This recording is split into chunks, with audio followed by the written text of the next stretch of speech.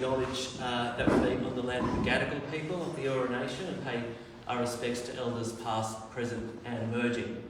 This particular, we all know Redfern is a very important site of Aboriginal struggles. In 1970, Redfern was home to 35,000 Aboriginal people, and is the birthplace of the Aboriginal rights, urban Aboriginal rights movement in Australia. And I note that this development does not contain any dedicated Aboriginal housing, which is a real shame. I'd like to thank our main speakers, Jenny Leong, who actually was partly Jenny's suggestion to have this meeting, David Hetherington, who is the Director of the Public Education Foundation and will be the Labor candidate in the upcoming election, state election early next year. And Jeff Turnbull from Redwatch, who will give our sort of opening, informative introduction. I'd like to also acknowledge the Deputy Lord Mayor, Sylvie Elsmore, who's here, Linda Scott, Councillor Linda Scott, Councillor William Chan, and Imelda Davis, who are all councillors in the City of Sydney. So, what's the purpose of this meeting? We feel that it's to inform and to listen to the community, and to have our elected representatives and candidates be a part of that process to hear and respond. Firstly, we'll hear from Jeff to give an outline of the plans, then hear from Jenny and David to give their thoughts, and then open the floor to comments and questions. And of course, if the councillors would like to speak, that would be most welcome. Please raise your hand if you wish to speak, and Kate Kennedy from the committee will perhaps help me just keep a speaking order and keep some structure on it. If you have a question that can be answered quickly, we'll try to get it answered before moving to the next speaker. Please be mindful there may be people waiting to speak, and allow enough time for everybody who has something to say. And we'll aim to finish between 3:15 p.m. Is that okay? Good. There may be people who want to take photos or stream a bit of video, so just to make everybody aware of that, if you're not happy with that, just probably maybe think about what to say. And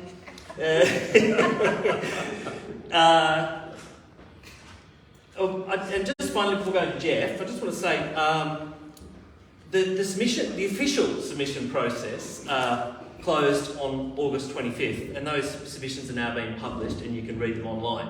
I saw very negative comments from Carriage Works, City Uni, local residents, a whole bunch of other people. It's worth having a bit of a look at. But what's more important than that official submission process is the volume, the loudness of the community campaign that we can muster, and the public feeling in the lead up to the 2023 state election on March 25th. That is what will really shift the debate and discussion, and perhaps what will happen in the future for this area. So, without further ado, Jeff Turnbull. Thanks, Andrew. So Andrew asked me to, Redwatch did a session just at the beginning of the exhibition period to outline what the some of the issues were, and to mobilise the community around that. So Andrew asked me to pull out that slide set and update it a little bit.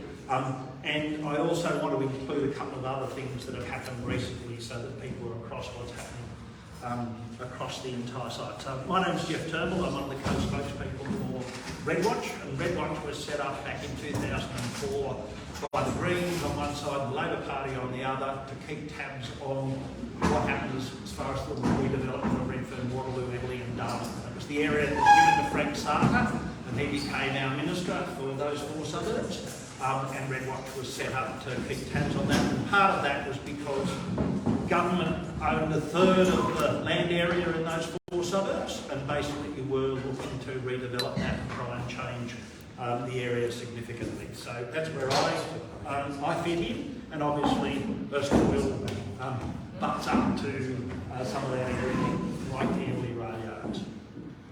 So basically we're a community group. keeping tabs on what's happening in the area. I'll skip through some of this. So this is actually a diagram of what was proposed for North Eveleigh. It's basically a rezoning proposal. So rezoning is basically about changing the planning rules for the site in terms of height, in terms of how much floor space you fit in terms of what happens as far as public recreation and stuff like that. And then the developer takes those plans, goes away and actually does their final designs for what they want to put and puts in their development application. So it's very early in the process, but what's worrying about this is that this land is owned by the Transport Asset Holding Entity, which was set up a couple of years ago, and it's being run at the present moment through Transport for New South Wales. And so it's a government-owned site, and you're always worried about a government-owned site because what happens is they try to push up the densities as much as they can to get the best return, because they've got this conflict of interest between the community around them and what money they can actually get out of the site. So this is the site, and maybe I'll come back to this in a minute. I'll just move on so you get a little bit of an idea of what we're talking about. Here's Redfern Station, McDonald Town, Erskineville down here. So this area is North Eveleigh, and the area under here is what's South Eveleigh, which is what Mirvac has been developing and where the Commonwealth Bank buildings are. And this all was previously the great Eveleigh Railway Workshops. And so this whole process is about redeveloping that. How the heritage gets interpreted is very much part of that. So the site that the exhibition was initially about was this little bit up between Redfern Station and Carriage Works. And then there's another bit down this end, which I'll also talk about briefly, which is also in play, and now we've got the large erecting shop on the other side. All this is part of this broader thing which is referred to as Tech Central. So it's basically around the universities, the hospital, what's happening around Central. This is the southern part of it here, but also up into Ultimo. So it's driven by this idea that we're going to have this tech-friendly, Tech Central incubation space through this part of the city. I mentioned South Eveleigh. Just in the last day, we found out that there's been an exhibition happening for the large erecting shop, and that's on the southern side. Again, it's owned by Tahi. Mirvac have developed all this part of the site, and then they had a preference to develop the large erecting shop, which they've put in an unsolicited proposal for and are in the process of putting the controls together.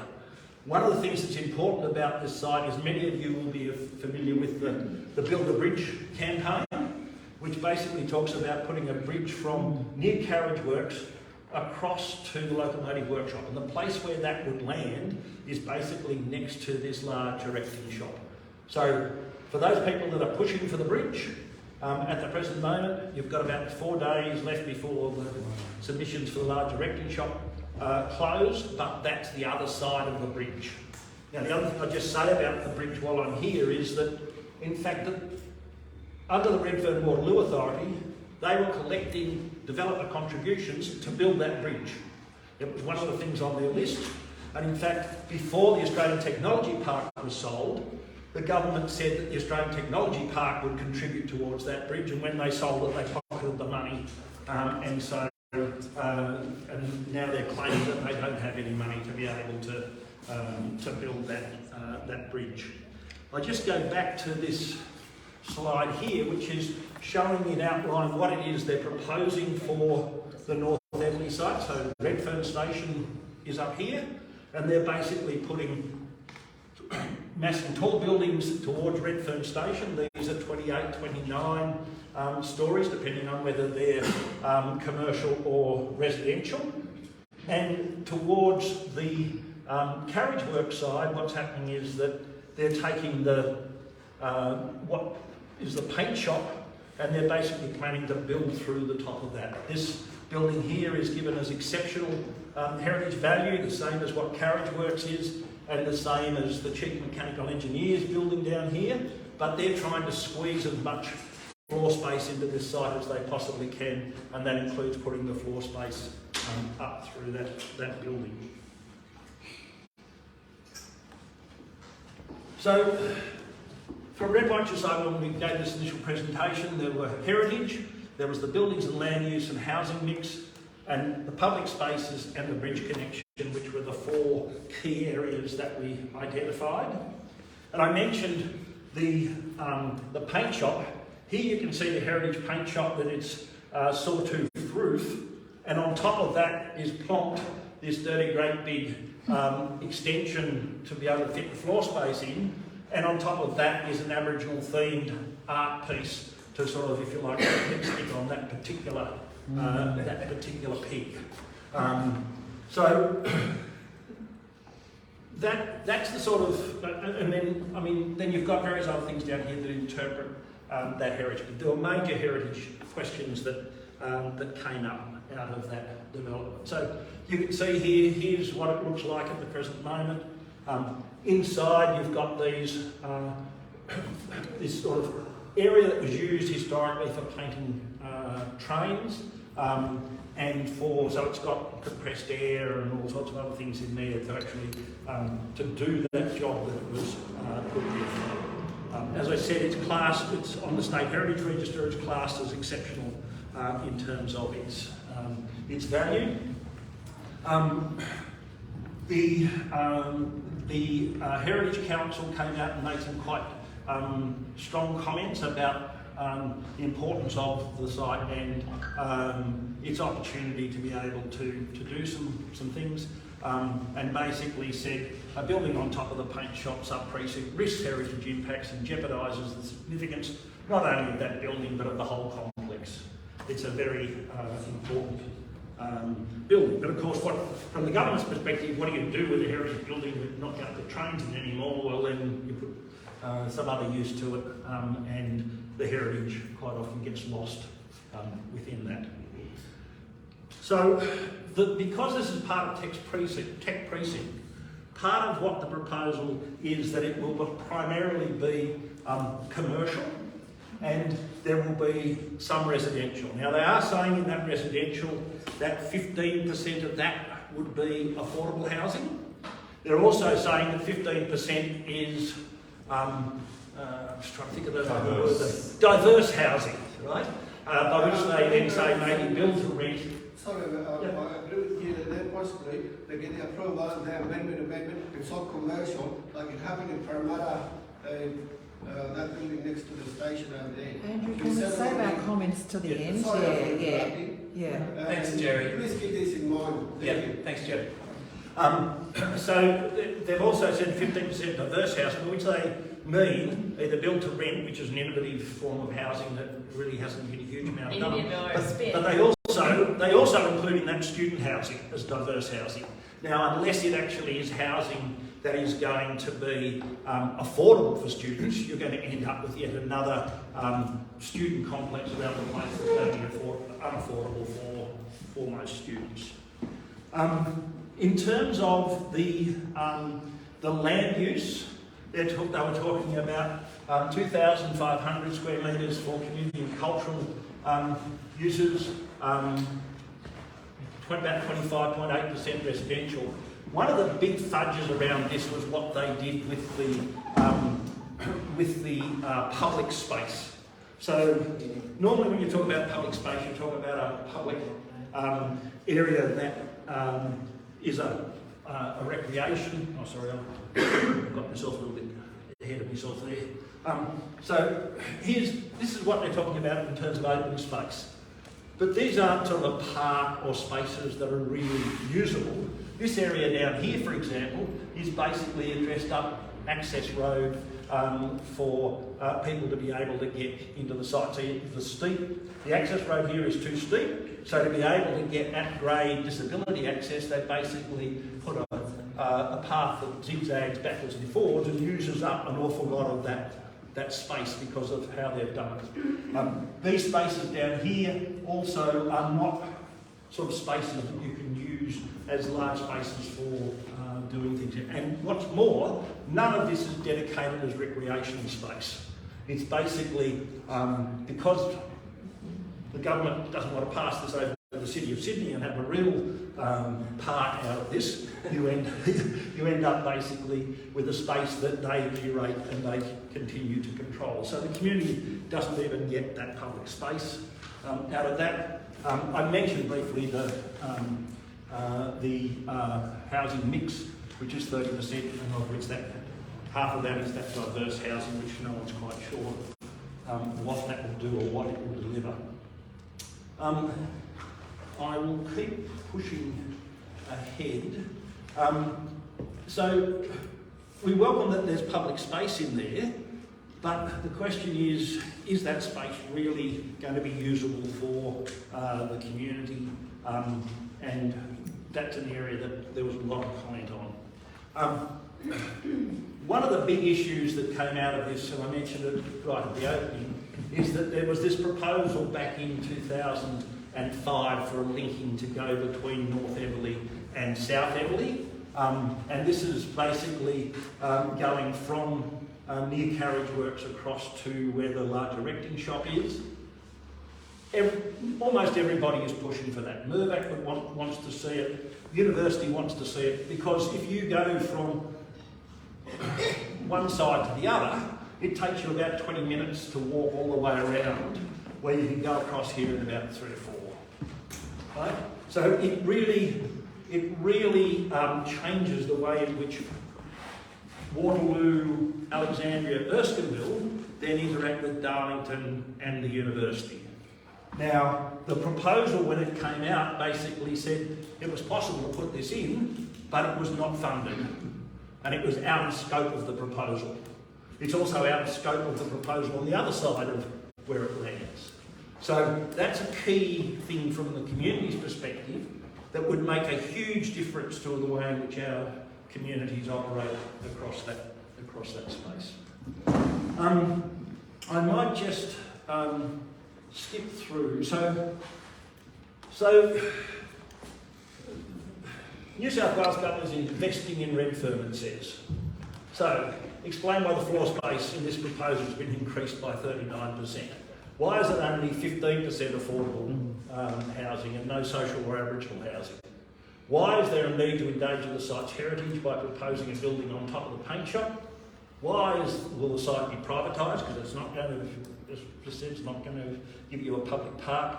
And why is there no bridge connecting South Eveleigh? So they were the key things that came out of that exhibition. As that was already mentioned, the proposals and submissions are now up, although not all the submissions are actually in what's been put up. I can't find the RepWatch submission, for example, in the material that's been released. I want to briefly, so in a conversation a couple of weeks ago, this is what Transports for New South Wales said they were considering while they were putting together their response to submission. So these are the things that they may change or refine. They wanted to relook at what connecting with country meant for the development. They wanted to look at the heritage issues around the paint shop. They wanted to look at the land distribution between commercial and residential, which was one of the issues that was raised in particular by the city, I think. The public space fronting Wilson Street, which we've mentioned. They also mentioned the permeability and the grain of the site and what possibilities there were for laneways, and if the commercial footprints or floor plates were appropriate for innovation precinct. So that's what they've said they're currently thinking about, irrespective of all the other issues you may have raised. The pedestrian bridge was not on that list. And when pushed on that, they say, oh, the pedestrian bridge is probably going to be worth more than the block of land is. We spent 120 million on doing the Southern Concourse and Redfern, and to put something across to do that bridge connection is going to be very, very expensive. So that's what we're up against. We're waiting for the response to submissions to come back, and then we'll take it from there. Very briefly, I also want to mention that the other end of that site, which is South Eveleigh, so that's basically, you've got Pines Estate sitting here, and you've got McDonaldtown Station sitting here in Erskineville there. Basically, urban growth tried to increase the heights on this back in 2016. There was a huge reaction from the community and that process stalled. Urban growth didn't proceed with their proposal. Transport for New South Wales is saying that they are going to stick with the 2008 proposal. They've just recently had a design workshop to try and look at what happens both in terms of the park that would go between Pines Estate and where the clothing workshop is, but also they don't believe that the clothing workshop can work as residential, so they're looking to see what community uses might be possible within that site. The city has already said that they're not interested in running that site, so again the developer was having to look at how they do that. One of the interesting things that came out in this conversation was that the Transport Asset Holding Entity indicated that they are likely to want to hold on to at least some of the site, that they're not planning to just sort of sell part of the site or the whole of the site to a developer like happened on South Eveleigh, that they want to hold on and be a long-term investor in that site. That could be a good thing in terms of their interaction with the community. It also may not be a good thing depending on how they do that. So that's basically where we are. They wanted to test what they'd heard from the community, and we basically said to them, it's all very well to talk to the university and to the police and a couple of residents groups around the place. You need to go back and have that broader conversation with the community.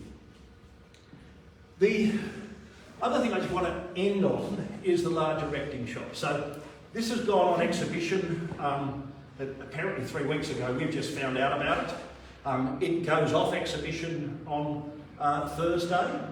And as I said, it's the place where the bridge will land, but it's also this huge building that was used for constructing engines. And as you can see by looking at the size of the engines and the scale of that, it's huge.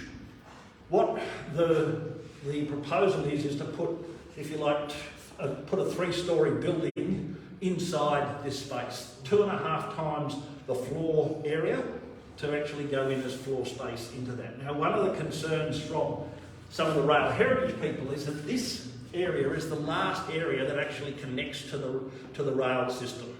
So if you want to have, for example, some space where you might bring a heritage train in for an exhibition or an open day or something like that, currently you can do that either into this building or into the line of tracks alongside it.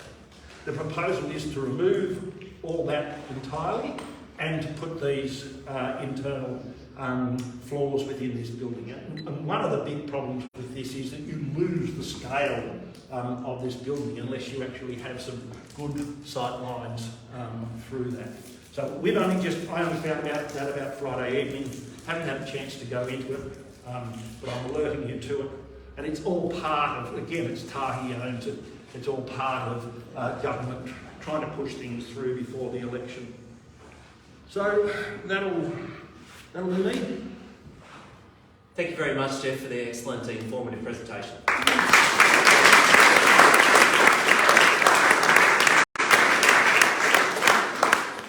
Yeah, that large erecting shop was just really only plonked on the community 1 or 2 days ago, and submissions are due by the end of this week, which is just horrendously short and very disrespectful to not inform the community groups and everybody as well about that. Yeah, but that does give us sort of a chance to continue to raise the need for the footbridge. So now we'll just go to opening comments from Jenny, then followed by David. Yeah, thank you so much. Do you want to pull up the picture, or should we turn it Oh. off? So I Everyone, either way. Should we try to pull up the picture? So we're not just blue screening ourselves? Either way. I was trying to close this down. Whatever's your preference, Jeff. Amazing. Hi everyone. It's lovely to be here with you today on this lovely sunny day. I'd like to acknowledge that all of us are here on the land of the Gadigal people of the Eora Nation and pay our respects to elders past and present, and recognise that it always was and always will be First Nations land, and particularly recognise that in just the last week we saw thousands of people across the country, including thousands in Sydney, gather because of the death of a young boy, Cassius, and recognise that if there was ever a reminder that the struggle for First Nations justice continues, it is the overt and systemic racism that we see still so strongly in our community that mean that young children are dying as a result of hate, and that's never okay. It's wonderful to be here. Thank you to Andrew and Kate, friends of Erskineville, for joining us as part of this. I acknowledge all the councillors that are here, Councillor Davis, Councillor Chan, Councillor Ellsmore, Councillor Scott, who was here and then had to duck out. David, nice to be at first forum with you, and not at Erskineville Public School handing out how to votes together, so good that you're here as well. And thank you, Jeff, for that comprehensive presentation. I think it's useful to take a bit of a step back up from how we got here, because people might recall that there was this thing called a Central to Eveleigh plan that Urban Growth had. Before that, we had a Redfern-Waterloo Authority. Before that, we had various ideas and suggestions for what we wanted to see in terms of this community and the change. But one of the things that I think is really clear is that almost everything that has been proposed for what is the Central to Eveleigh corridor appears to be not coming from the community. And I think Jeff hit the nail on the head where he talked about yet another unsolicited proposal. And these unsolicited proposals don't come from the likes of community groups. They don't come from residents who want to see a shift and a change. They come from big corporations, big business interests, property developers and investors who want to shift the way that our heritage and our public space and our landscape works. And so the reason why I think it's useful to take a step back and see that is because even in what Jeff just described then, there is an attempt to endlessly silo these parts rather than see this whole community and area as a whole. So what you had initially was at least a plan that looked at what would happen along the Central to Eveleigh corridor. But now we have proposals for what happened around the ATP site, and then they privatise that and they sell it off, and then they think only that bit of the community is going to be engaged and interested in that. And then they say, oh, actually there's some public housing over here, and so we're going to actually move on a plan to try and redevelop and change and privatise that, hoping that no one will notice what's happening at the whole site. Then they say, okay, we're going to do some stuff to the paint shop over there, and we're also going to put in, amazingly, lifts at Redfern Station, which is very welcome, but we're not going to really think about how it's going to impact on that community that's going to see all of the pedestrian comes that way. And everyone wants a bridge across the train line, but actually we're not going to allow people out on bikes and foot to be able to walk across that bridge when we put the lifts at Redfern Station, because we're going to put tap in and tap out things to try and stop people scamming a fare cheap on Redfern Station. So all of a sudden, all the things the community are actually been asking for don't come in an integrated way. And then even on that site, which is basically, you can see one bit of the clothing store from where the paint shop is, they're now not doing that as the same consultation process. They're doing it as two separate processes so that all the community groups, all the residents then have to engage in a different process. And now we see with the large erecting shop that actually the same thing is happening again and they're running a different process again. There's a reason for that. Part of it is they don't want us to engage or pay attention to what is going on. It's, if you ever thought of like the concept of death by submission, there is no risk of that in this community, right? And this is just this small thing. We haven't even started talking about like what's going on in Waterloo with the public housing or what's happening in a whole lot of other areas just nearby. But what they're masters at is spin, basically. Like Jeff talks about it. Like I never thought I would be in a public forum saying that I didn't want something that was diverse. As you can see, I already had a rant when I came in about all the blokes on the platform. But one of the things that I can't believe is happening in our community is they're saying diverse housing. So we've lost the concept of public housing. We shifted to the spin of social housing, which allowed them to privatise public housing in the interest of saying, oh, well, it's okay, it's community housing providers, it's okay, it's affordable housing. And now we've moved to this model of saying, oh, diverse housing, which is actually like private, unaffordable for student accommodation, or yet to be defined versions of housing, which I imagine will become like things like, oh, mini homes for key workers where you're expected to just go into a small studio bedsit, work your ass off all day, then go home, but unable to have a social life and family or any community members come over to your home. And they're saying, oh, that's key worker housing. So what we see here is a complete spin by the New South Wales Liberal state government to be able to identify this area and make money and profit. Why I was so keen to bring us together, and I'm going to be really quick and wrap up in a second because I'm keen to hear what everyone else thinks rather than us talk at you, is that I think that it's really critical that the folks in Erskineville are engaging with what's happening on the other side of the train line, because there is a deliberate move at the moment to try and silo and isolate off communities so that no one feels like they can wage a big campaign to protect what is an incredible piece of rail heritage, an incredible piece of our inner city community, but also an amazing mega space of publicly owned land that they're seeking to privatise, and we won't get that back. And the other reason is kind of selfish, and that's because the people of Erskineville are good at running campaigns. You know, many years ago, the people of Erskineville all joined together to stop the sell-off of Erskineville Public School. Yeah? We know that the people of Erskineville pushed hard, campaigned hard with the Friends of Erskineville, and got not only lifts and upgrades that are coming at Erskineville Station, but also the entrance of a second entrance at the other end, recognising that need for it. We know that Erskineville is good and strong when it comes to that kind of campaigning, and I think that it's clear that if we want to try and stave this whole sell-off privatisation agenda of these sites, that we only do this with the community power all around that site. So it's really great that we're here. The final two things I wanted to say just briefly, one is to say that on another site that is also a transport-owned site, which is the Newtown tram sheds just up there, we're holding a public meeting on the 14th of November, which is Monday night, which I'd invite you all to come along to. The details are on our social media. We want to get ahead of the curve. We know that they're moving slowly along the rail corridor and trying to privatise every bit of land. We think that the community should get in with our unsolicited proposal first before any private developers do.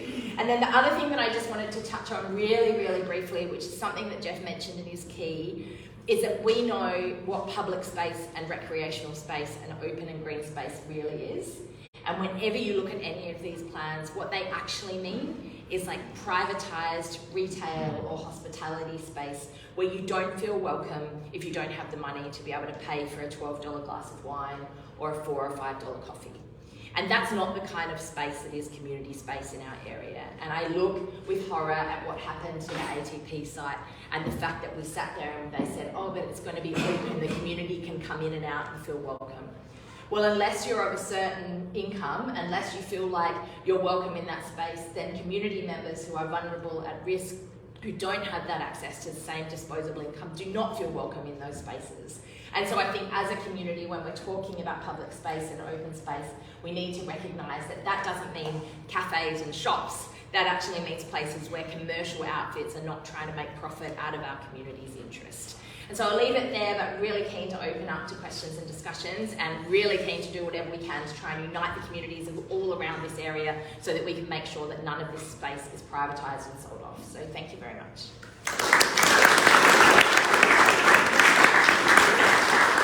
Thank you very much, Jenny, and some very important comments. And thank you particularly for mentioning the Friends of Erskineville and how wonderful we are. And, you grab a fridge magnet and become a member.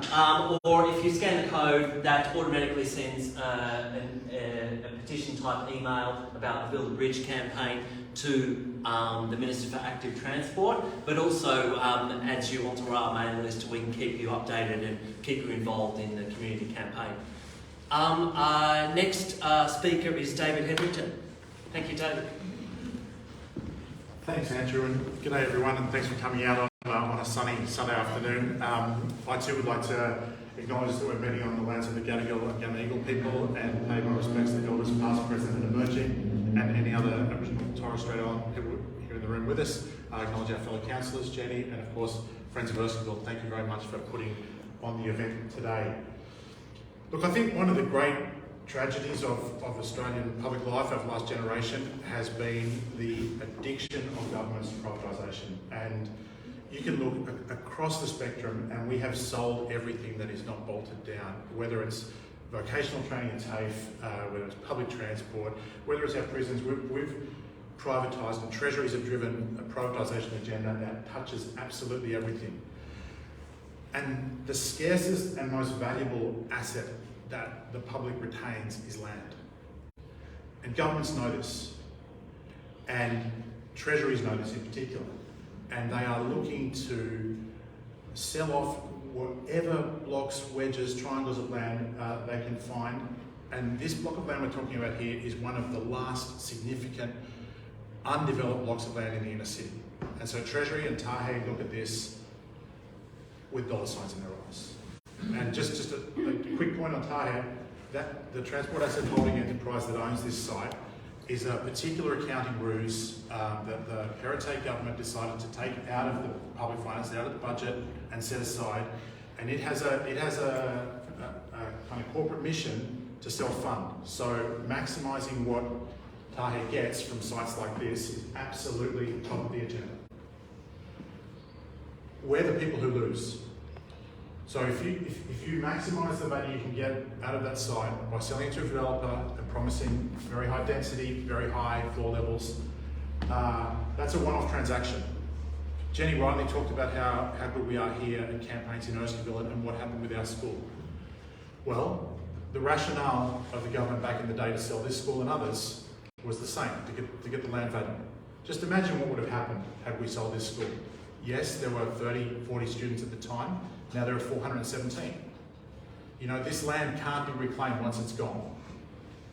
So it's really important when we do release these land packages, we maximise the public value of what comes back to us as a community. And both Jeff and Jenny referred to the share of social and affordable housing, which they're calling diverse housing, that is going to come back to us in the community, and it is frankly laughable. The Communities Plus model, which I hope we see no more of after next March, has a 30% minimum contribution of social and affordable housing for any development of public land. This is being squeezed down to 15% social and affordable and 15% diverse. And as Jeff said, what does diverse mean? You know, build to rent, well, that's no different to private development if it has no conditions on it. Student housing, again, without kind of more detail around what that means, that's no different from what the private developers and universities are doing around here anyway. So we're going to be very careful about what the exchange that's being proposed here is. And I think, you know, it's an insult, frankly, to us as a community to be offering such a low exchange in return for what Treasury is going to yield from this sale. A couple of other points. The site is very tight, particularly at the other end of Wilson Street. There's not much thoroughfare in and out through the site. I live on Ashmore Street, where the first of the Ashmore blocks have been developed. And one of the things we've seen is the delivery trucks in and out to the Woolworths alone, you know, are a really significant factor. And what will happen if you go as high as they're talking about here, with commercial and retail in that, is you'll get much more bottleneck through Wilson Street. I think that's unavoidable. You know, the heritage point has been mentioned, but I think it runs completely counter to this very unique site we have here in our backyard. I think the creative repurposing of Carriageworks has been terrific. I think all of us enjoy the amenity of the markets, the amenity of the kind of public space available for exhibitions, museums, performances, events, what have you. We're going to give up on that in this particular instance if we go with what Tahe's model is. So I commend Friends of Erskineville for pulling us together to talk about this. Like Jenny, I want to hear what all of you have to say. And in the spirit of Erskineville campaigning, I absolutely think we should work collaboratively where we can with other organisations who are about building the bridge. Because the bridge seems quite a no-brainer, to be honest. And you know, some of it will add considerable amenity to us here in the Erskineville community. So I'll leave it there because it's mostly about what you have to say. But thank you, Andrew, for the opportunity to talk to you. And thanks everyone for coming along.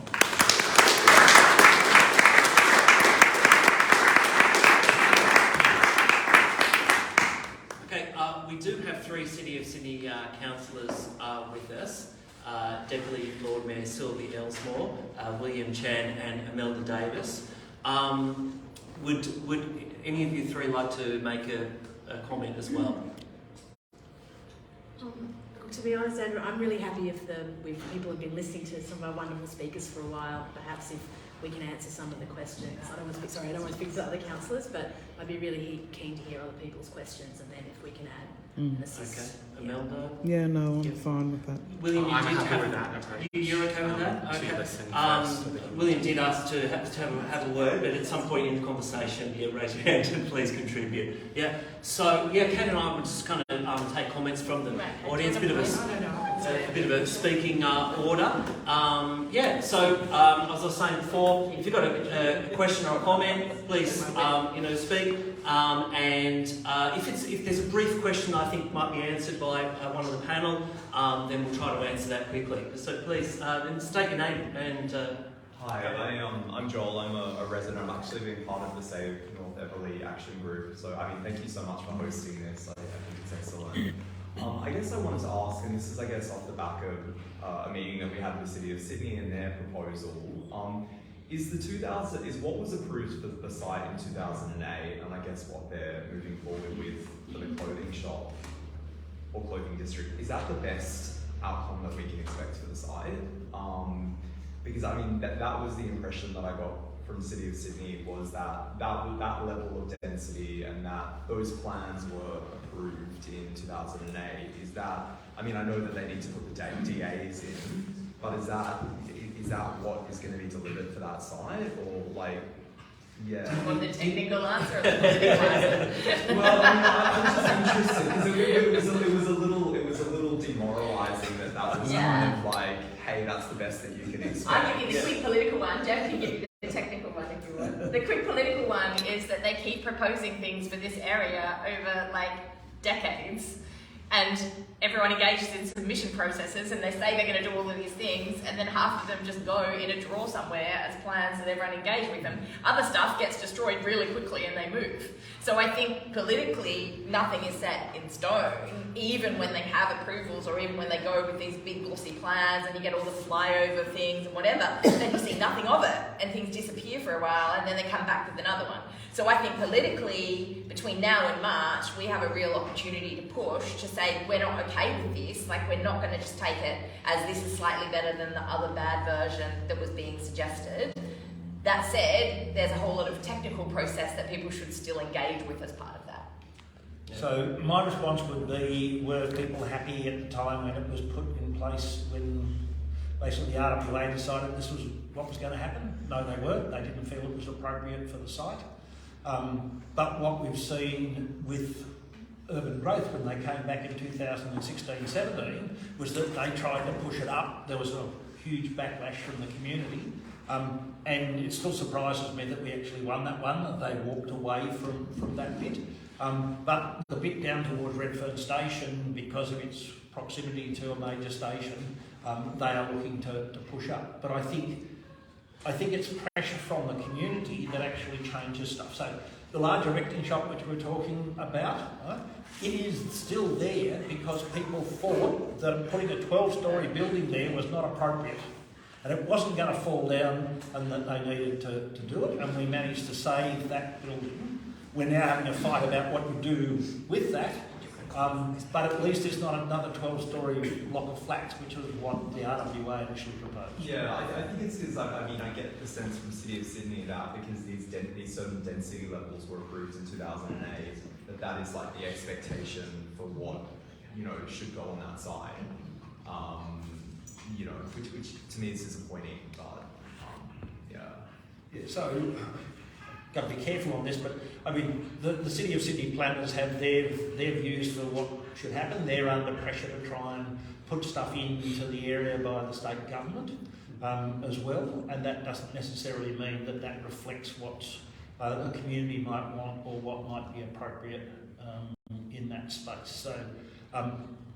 The city has more expertise than pretty well any other council, but it doesn't necessarily mean that they're not being pushed, and that quite often political issues come in because of the politics between the city and the state government. In the case of all these sites, they're basically decisions about that are being made by the state government. They're not being made by the city. The city's been removed from that. The only influence the city can have is to try and sort of put some suggestions in and hope they get up. And it can't be too radical about that, otherwise they're not going to get up. So you've got to understand that sort of dynamics as well, I think. Seeing as this question relates to the City of Sydney, we do have the Deputy Lord Mayor here, Sylvie, perhaps make a bit of a comment. I think this is actually a great one. It's good there's a number of councillors here. I'm obviously a Greens councillor and the Deputy Lord Mayor who works collaboratively with Cllr Moore Lord Mayor and her team, but I think this is also a good one for members of the governing Lord Mayor team to comment. I think what Jeff said is spot on. The state government has set these very inappropriate, aggressive density targets for our city, and it's not planning to provide or support the infrastructure that goes with that for the community. And the cities, so the planners go, okay, it's our job to find the least horrible way to meet these incredibly intense density targets. At my view, but it's, I'm one councillor on the council and we have had a bit of a blue on this at the elected council recently about this proposal, is that it's as elected council, our job is to stand with the community and push back on those targets. We get advice from those expert planners, but we need to say the community is a real expert around what you want and what kind of infrastructure we need, and we should not just be trying to find the nicest way to comply with really inappropriate overdevelopment targets backed with sell-off. So it's very helpful with these meetings that, the state government's the one who gets the control over it, but there's a bit of work here needed to remind, I think, the elected representatives of the city that the community also wants them to take us to take a harder line standing up to the state government on this, because we need to be your ally, or we're not going to succeed. And the city is an important ally, but I've got to say the politics at the moment, I feel more pushing, and it's good if you can all help do that, but I'm a member of the Green opposition team who works collaboratively with, but is not part of the current governing team of the city. Thank you, Sylvie. Yeah, good comment. So maybe William or Imelda? I think William should be responding to this. Thank you, and thank you, Joel. I know we had met in the Red Watch community meeting, and we also had met in September with the Lord Mayor and also with then Deputy Lord Mayor, Councillor Jess Scully, to really discuss the process, especially in terms of the technical planning knowledge.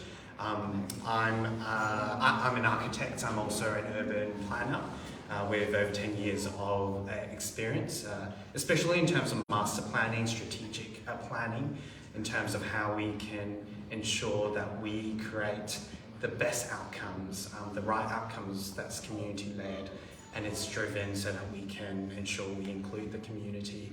I like to describe my professional practice as how we design for dignity and really ensure that that happens. These kind of planning processes, and I really appreciate your comments, Jeff. I think it's really important that we understand that this is a state government proposal. The City of Sydney is not the approval authority. If it was city owned, if the City Council had the determination to review and approve these things, this would have gone very differently. State significant developments, unsolicited proposals is something that's the state government, the Liberal state government, has introduced over the past decade to ensure that no planning legislation, whether at the state level or the local level, applies. We've seen this in Barangaroo. We've seen this in terms of our community, working with the community to come up with alternative approaches, with other suggestions at Waterloo, at Blackwattle Bay. And these targets, whether in housing or in terms of number of jobs, they come from state government. And it's the same with every single local government council across New South Wales. They have to adhere to what the state government tells them in terms of targets.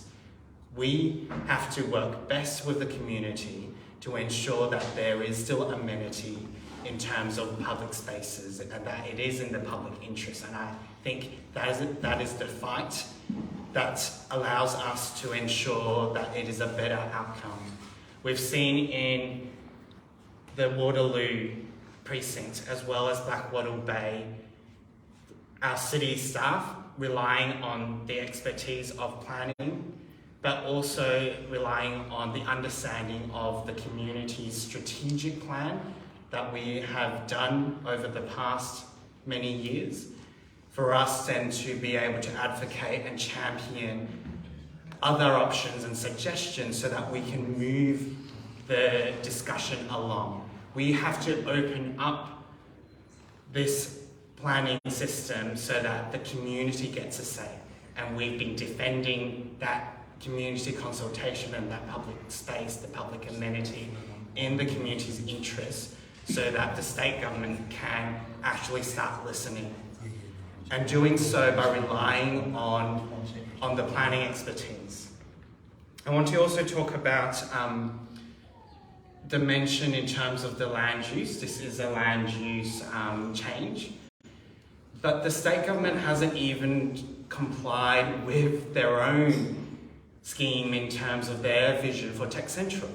We keep saying this North Eveleigh precinct is part of Tech Central, but in fact, if you look at the scale, if you look at the floor space that's been provided, the state government actually wants another mini CBD. That has nothing to do with it even in terms of the creative and cultural production spaces that's required, in terms of the knowledge-intensive spaces. If you look at what's been presented, the floor plates are not conducive in terms of creating those types of spaces we actually desperately need in this area of the city. Not only that, we have to also understand the types of community assets that's being provided. There's been bits and pieces of green spaces that are not really able to be used by our community. So the city's submission really allows for a central green space so that the community can actually use it. It's actually good urban design to surround the types of buildings focus so that they can look onto that green space. Of course, heritage is the other issue. With my background, my master's in architecture, I had done a lot of research. My thesis was on heritage protection, preservation and conservation. And for us to ensure, this is not just highly significant, it has incredible, outstanding value to our local community, and that needs to be respected. These are the types of suggestions, and we've come up with other ways so that we can open that dialogue with the state government and to further include the local community in that process. Thank you very much, William. There was a question here first. Please stand up, state your name, where you're from, and then we have this gentleman here. And then are there any other questions after that? We've still got a couple more. Okay, thank you. Thanks, Andrew. Question for Jeff. My name is Matt Dolly. I'm from Eco Transit Sydney, where it's the same transport organisation. And I live on the other side of the tracks in North Newtown. I'm very close to Parish Works. I do support wholeheartedly the Build a Bridge campaign and other aspects of preservation of the LES and the like. What my specific question is today, though, is given the new southern concourse at Redfern Station, which will make this precinct more walkable from Redfern Station, more accessible to transport, to public transport, what are the provisions for those commercial buildings? There's too many of them, for one. What's the provision for car parking in them too? I mean, it seems like an absolute no-brainer. You've got several hundred metres away access to one of the busiest train stations in Sydney, and yet they're going to, unquestionably, if you look even back to the tramsheds development, I'm not very confident about the not putting enormous basement car parks under these commercial buildings either. So, can you speak to that?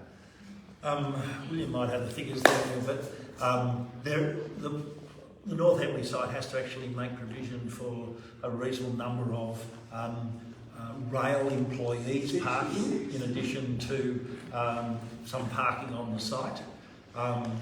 Look, anything that's this close to a major railway station, other than what's necessary for delivery and for access for people with disability, etc., the parking levels need to be very low. In the larger erecting shop case, they're proposing to put 20 street parking spots in there because they can't put parking underneath the building. The council in its draft submission has basically said that they should go. I don't have do you have the figures handy on what the parking on North Eveleigh is? It was relatively low. Yeah, when we got the briefing, it was actually really odd because there were almost no extra ins or outs given the incredible increase in density that they were proposing in terms of the like driveway roads in and out, which was really odd. And so I actually asked about that, and they're like, "Oh, well, it's so close to transport, we're not expecting." And so currently, it doesn't appear like they've got large numbers of extra basement. Like that's not what they're planning. But you know what we see now versus then what comes after is a very different scenario. But yeah, when I got the briefing from Transport and Planning about it, they were not talking about needing to increase significantly the access points. What I would say, however, about the Southern Concourse is that we wanted the Southern Concourse to be more of a connection to South Eveleigh. We proposed, as the RWA did at one point, that there'd be a direct connection that would be accessible to bikes, etc. Transit basically want to have that gated, closed when the trains aren't running, and for that to basically be tap on, tap off, and potentially with barriers so that it becomes very difficult to get bikes across there. And you have to remember that that new Southern Concourse, in the absence of the bridge that we're talking about, becomes the main desire line between students from the Western Line coming through to Sydney University and crossing across at that point. So Transport keeps saying, we've given you that, why don't you want it? And we're saying, well, because it's in the wrong place. And if you're down near the carriage works and you want to go to Alexandria, it's 20 minutes extra walk. We want all the bridges. Yeah, not all bridges. Well, there were 3 put in for... That's what I mean, there used to be lots. 3 put in for Round Central and none for Eveleigh. Yeah. Yes, please, sir. Thank you. Scott Cable, I live in Darlington on Abercrombie Street, so this precinct is very close to our hearts and very close to where we live. I want to touch on a couple of things that haven't quite been brought up, and the last question is a beautiful segue to one of them, which is actually delivery access. The streets and lanes around Darlington are all narrow. I don't know where any sizable truck for the commercial precinct is going to come into that from. What I had heard was potentially Shepherd Street, but of course there are 10,000 students a day who cross that. They don't look at the lights, they're on their phones, they walk straight across even now, right? But with trucks it's going to be a disaster. A second comment touching on open space or green space is that if you have a look at an audience like this, mostly of my sort of age, areas to walk and things is fine, but if you want to bring younger people back into the area, and Erskineville School is an example of how that's certainly happening. You know, where is a 15-year-old going to kick a football these days, right? Where is the next generation of sporting opportunities coming from? And even if it is things like basketball courts, netball courts, you know, there's nothing in this precinct whatsoever for any of the community to actually get exercise in other than just walking. And the final thing is I work in the university sector, student housing. It's all underfilled at the moment. There's so much of it around the area. Even on campus, housing is not taken up. As the universities drive towards online learning, there's a real chance that the entire first year program of the universities will be online and come to campus in the second and third years. But the demand for student housing, I predict, is going to go down by 3 comments. You can actually make the same observation about commercial office space proximate to the city. You know, a lot of the commercial office space in the city are now empty much of the week. So, there's a question about how much additional commercial space you need pushing down this way. It's such a key point, David, and we've been pushing on that, saying like the whole concept of Tech Central, in the idea that you've just got a CBD full of empty office space, because Tech Central has now identified that you can work from anywhere in the world, including a beach in Bali. Cllr, for example, works really well, right? Where you come in and startup companies, innovation hubs, where you can come into work right, and work with your hands. I think Cllr works well as well. South Eveleigh. So there's not enough of it. No, but what I mean is what they're proposing is mass scales of like not rethinking what does the office buildings look like. And then what we've got in that process is then not a review of how currently that work is happening. And so to me, there's scope, given we have a housing crisis, we don't have a shortage of office space. Why are we not, if we're having these conversations, why are we not looking at delivering to solve the housing crisis in that discussion and recognising that actually the ability for those, the needs of what would establish a tech central in terms of the work needs are not being factored into the incredibly massive uplift of density of the buildings and not actually solving any of the housing crisis. Yeah. Briefly on the traffic one, Jenny mentioned earlier on about the way in which Transport deal with these sites one by one. So when they were talking about the Southern Concourse, they refused to talk about how you would get in and out of the North Eveleigh site. Right? One of the exits out of that site is actually across the bit that they're actually doing up for that walkway into and down Ivy Lane. Right? They're talking about basically the first couple of bits of that, including the bit closest to Redfern Station, being built through the entrance coming in through Little Eveleigh Street and down that way. And they're talking about the other end coming in from the western end, and then the road in Shepherd Street only coming in at the final stage. Right? So there's a whole pile of thinking there that just hasn't joined up those dots about how it is you actually get movements across the entirety of the site. You're continually being asked to look at this bit, this bit, this bit, but as soon as you ask about the connections, then they sort of say, oh no, sorry, that's outside our purview. I completely wholeheartedly agree. I live in Newtown, Camperdown. I also teach at the University of Sydney.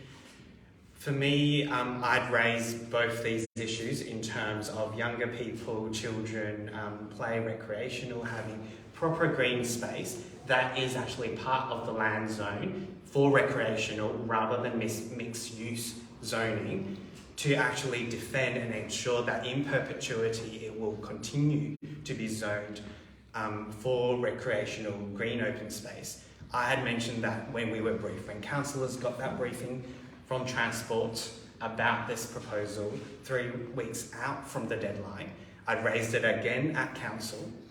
And I've included it in my submission and as well. Also the issue in terms of traffic around, I was very critical to Transport for New South Wales in terms of proposing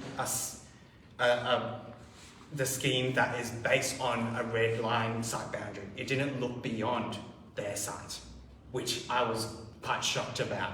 I had mentioned this in terms of what about the need to upgrade the adjoining streets? What about the other connections across the railway corridor? They just had not thought about it at all. And this has been included in the city submission as well as my personal submission. I'd raised it multiple times. Thank you. So in the black shirt? Yeah, Adrian, I live on Wilson Street, just across the road from Carriage Works. Should there be a change of government next March, what can the incoming government do about reversing some of this silliness? Are you potentially stuck with a sale? Well, no, I don't.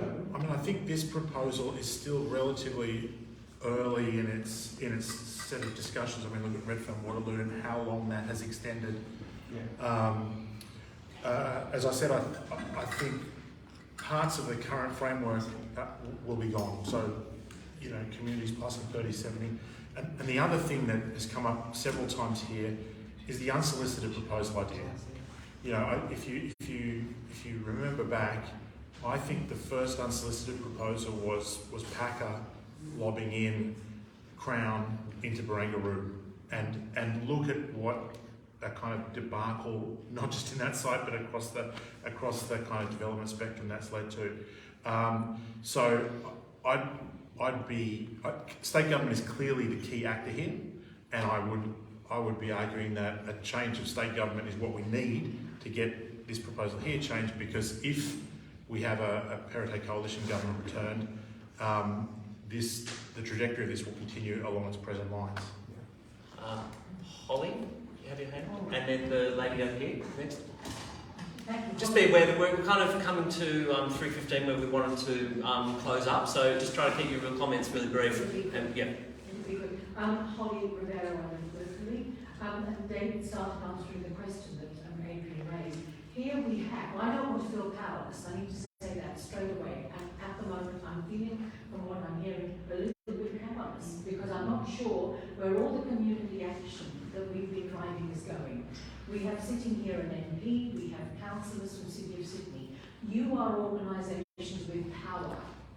If this started in 2008, I'd like to know what is it you can actually do to stop the state government doing the things we've talked about today.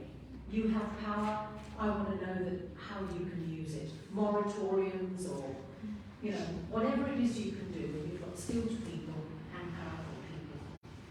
Holly, Holly, if I jump in and answer that first of all, I think we collectively have a lot of power, and I think the comment going back to Joel's question and looking at where we're at and building on what Sylvie and David just said, there are a number of different ways that we can push this, and I think the first is to say that when we as a community want to oppose something, we can go hard and oppose it. And we've seen when it comes to things like, and you don't always win, right?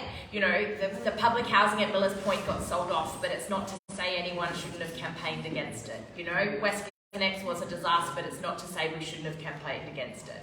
And I think when we see the City of Sydney use all of their might to stand strong and oppose things rather than make them slightly less offensive, then I think the power of the City of Sydney is strong. And so I think there is a need for community and resident groups to actually say, where is the equivalent of that at a council level? At a state level, going to your point, I'm very excited to hear David just said that it doesn't look like Communities Plus would happen under a future New South Wales Labor government. That's very exciting because Communities Plus is an absolute disaster, and that's great news because I didn't know that was the case, so that's great, David. The other thing that I think that is really key to this though is that we know that some of these plans happened in the last New South Wales Labor government. So I think in terms of the discussion about where this is and how it's looking, I would say, you know, that actually it's absolutely critical that we get rid of the Liberal National Government in March, like absolutely essential. But it is also critical to know that what we need to have is other strong voices that are in there that are actually not going to cave in to the big end of town, to the massive developers and others. And we mentioned Barangaroo, it just got mentioned then, just the last sitting of the New South Wales Parliament, myself and the Greens tried to move an amendment to say that we should cancel Crown's licence because of how outrageous the money laundering and scams that have been going on, and sadly we saw New South Wales Labor line up with New South Wales Liberals and oppose that attempt to amend that cancellation. So to me, I feel like that's not to say that there's not a clear difference, and I want the Perrottet government out as much as I think everybody here in this room, but what we want to see is to make sure that we don't see the bad old days of New South Wales Labor, and some of that, to me, is making sure that there's enough strong other voices in there that are standing up for the community in that context. As well as strong local voices in there. Yeah, thank you. The lady there with the shirt. What do we do? How do we put pressure now to slow down the decision process on North Eveleigh? Who do we write to? What do we do? I mean, I think we're all in agreement that it has to change, but how do you put pressure to bring that change? Yeah, it's such a good, and I think there's a couple of things. The first one I would say is coming out of this, and often when we have these residents meetings, I don't know if I'm preempting, maybe Friends of Erskineville haven't done it today, often when we have these meetings there's some clear kind of demands from the community out of it of what we want to see. I'm not sure if that's where we're at today. Maybe Andrew has something drafted, I don't know. No, unsure. But you know, but I think as a general rule, I mean, in terms of where we're at, that we don't want to see the privatisation of any public land along this site. I think if we take that position, we can take that as a resolution from this meeting and push back through the various channels, through the City of Sydney and through myself. We can raise that with the state government. David can push that in terms of where Labor is at, and I think then that's a potential action we take out of it. That would be my suggestion, not wanting to put anyone on the spot, but I feel like that's a safe place to go to as a start. The other thing just to say is I think it's worthwhile thinking the Alexandria Residents Action Group, Red Watch, Friends of Erskineville, I think being able to identify something that is actually a few key points that all three of those groups could agree on, maybe at the next regular meeting of all of those groups to actually push, could be a powerful way as well to be able to take your point, Holly. Can I just add to that? I think it's also good to mention, Joel mentioned before he's from the North Eveleigh group, when I'm a member of RedWatch and I live in Darlington as well, so just to put that kind of hat on briefly, I think one of the things we know from these long campaigns, like we formed RedWatch back when the Redfern Waterloo Authority was happening, and at least then one of the things about the planning system was the state government, then a Labor government, at least had bills through the parliament that said, this is how we're planning to massively change all this. This Liberal state government has become master of just saying it's an individual minister's idea, we're going to move money over to this agency, it's all going to be secret. There's a lot of work here that we can do together to bring some of that to light and acknowledge their rezoning as one step of a project. This will take, if they do it, 4 to 5 years. That means lots and lots of things that whoever is in the state government has to approve and agree to. And the City of Sydney needs to, I'm going to say this again, we need to revisit how strong a line we have in standing with you against this proposal and not just saying, that's all right, we've got this, we'll make a nicer version of the plan. We need to find ways to make space for the community at the table and do this with you. And I'll keep pushing with that on council because we haven't done that so far and that's not okay, but it's a many-year fight. But ultimately, I think for the next step here is there's lots of these different groups, as Jenny said, getting together about how we can coordinate will be incredibly powerful. This decision about doing anything without this site will be whoever gets in this next government, and if it is a Labor government, it will be a minority Labor government, most likely with the Greens and local small independents like Alex Greenwich. And that's a lot of power for the inner city that it hasn't had before.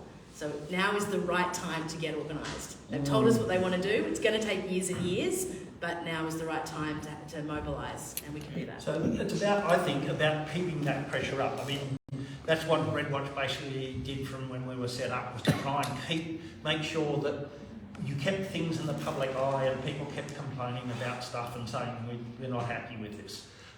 And you have to be careful not to fall into the planning sort of poker game where they come out and say, this is what we want to do, and you go through a consultation, oh shit, we lost that one, and then walk away. You have to continue to pressure that, because at some point a developer has to come along and build this, and they don't want to come into a situation where there's a community that's opposed to what they're doing, raising issues, potentially increasing their costs. And so there are things that the community can do that aren't just in the planning system, in terms of making sure that something's kept on the front burner.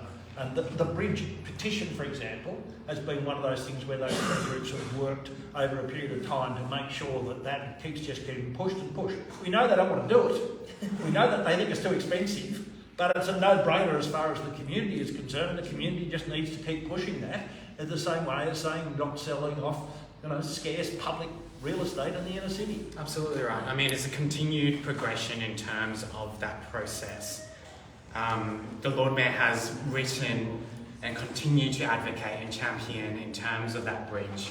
Why did the central precinct that's just been announced a few months ago, that has 3 connections over?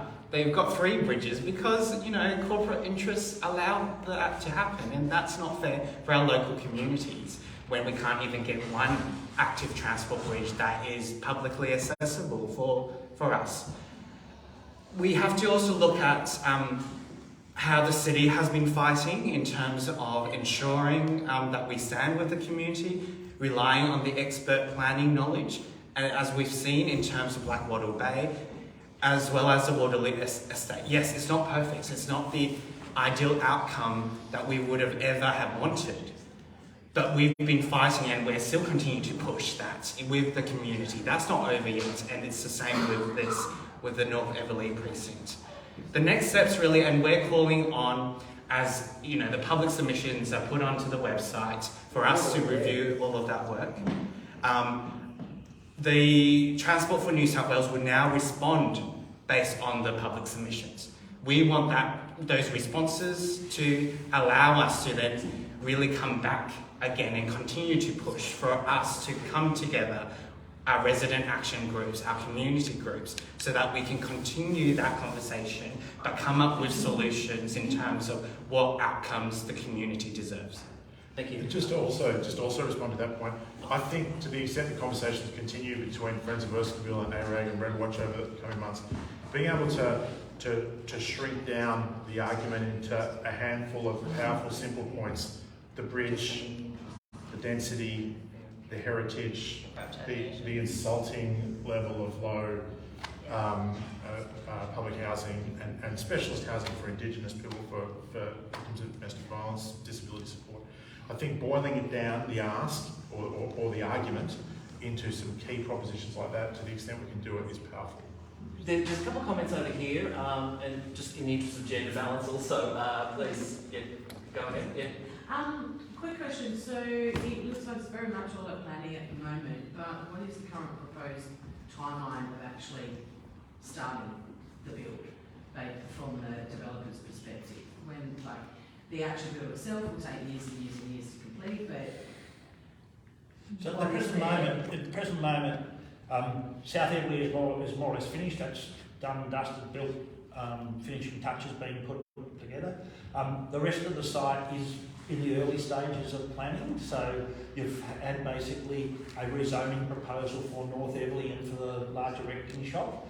They need to have that before they can then go out and get expressions of interest for the market and work out what they can do with that, and then the developer has to put the plans together to do that. So we're talking about quite a long period of time, but the important thing is that the early stages for the community concerns to be raised, and one of those is, in the case of the large erecting shop, for example, is one that William mentioned, was that you want the city to actually manage this rather than the state government. That's one of the things that's actually in that proposal that will be handled by the state government. So you keep sort of trying to push those bits and pieces, but it is still relatively early in the process.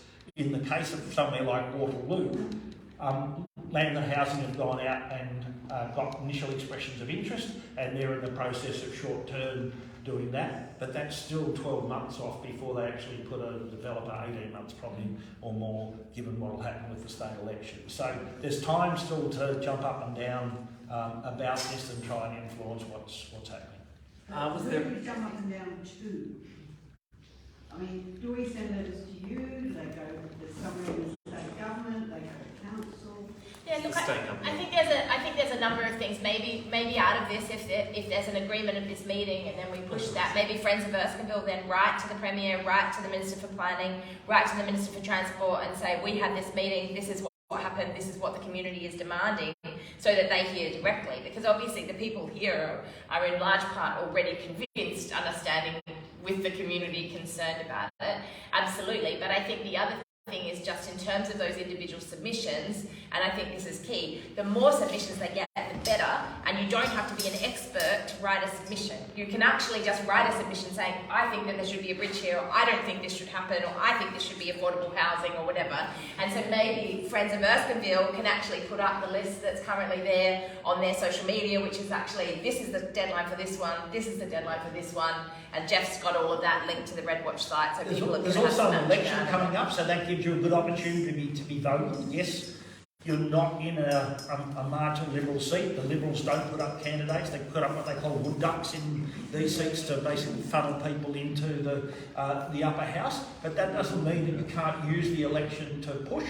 You would like to be able to write to the Minister responsible for active transport and responsible for the bridge, Rob Stokes, and say you need to do this. But Rob Stokes has said he's leaving, and you've also got a cabinet system behind that really makes the decision. So quite often the minister doesn't have a great say either. So you need to target the minister, you need to target senior people within the government, you need to try and get media, you need to basically say we are not happy and you need to do something about this to whoever you can. So as I said, the Transport for New South Wales are now currently reviewing all the submissions and responding to that. Whether that response will be made public is to be decided. We can't keep this behind closed doors.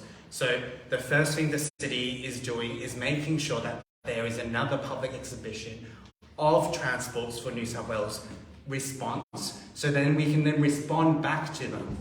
I know it's a back and forth process, but that allows us the proper channels, in addition to continue to lobby and write to the state government and the ministers, but let's actually call on that Transport for New South Wales response to be made public and on public exhibition so that we can formally respond again. Thank you, Willie. Look, I just have a quick proposal for the meeting to vote on. This is what I propose. The motion is that this meeting rejects the North Eveleigh proposal and calls on the state government to restart the process by conducting a real consultation with the people of South Sydney. I'll second that. Love it. You like that? Very nice. Yes. Any? Do the people on the other side think they're South Sydney? They want to be inner Sydney? Okay. Inner Sydney and South Sydney? Inner Sydney and inner South? Sydney I don't want to, and South, I was going to, Actually, if we're talking about Rabbitohs fans, we're fine. But if we're that's talking good. about areas. Inner Sydney. But, Inner Sydney and South is Sydney, that I okay? think is a good combo. Getting a few nods. Yeah. Okay. All right. Well, I'll put the motion to the floor. All in favour? Yeah. Should we get a picture with our hands up? Just Come a on, moment. jump on Just any opposed? Any opposed? Yeah.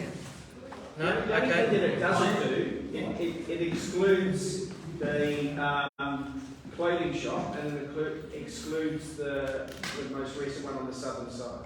Sorry? Yeah, so Okay, we'll change it to Sydney, just to the inner Sydney. well, Okay? Yeah. Okay, so would people like to gather with their hands raised for a quick photo? Where do you want us, Andrew? Alright, love it. Alright. Yeah, come up, we'll go down front, sit back. Everyone should stand up if they can. We'll stand up with high levels of enthusiasm and raise our hands. Jump on in there. That's great, it's looking good. Everyone's there. Alright, good. Okay, everybody, we reject this Great. proposal. Great. We reject this proposal. Reject. Which side? Sorry, my darling. Reject. Listen to the people. Thank you. That's great. Okay. Thanks. Oh dear. Thank you to Andrew and everybody else at Friends of Erskineville for pulling us all together. Thank you. Well, the third meeting over here, but you might want to stick around and have a few discussions. I know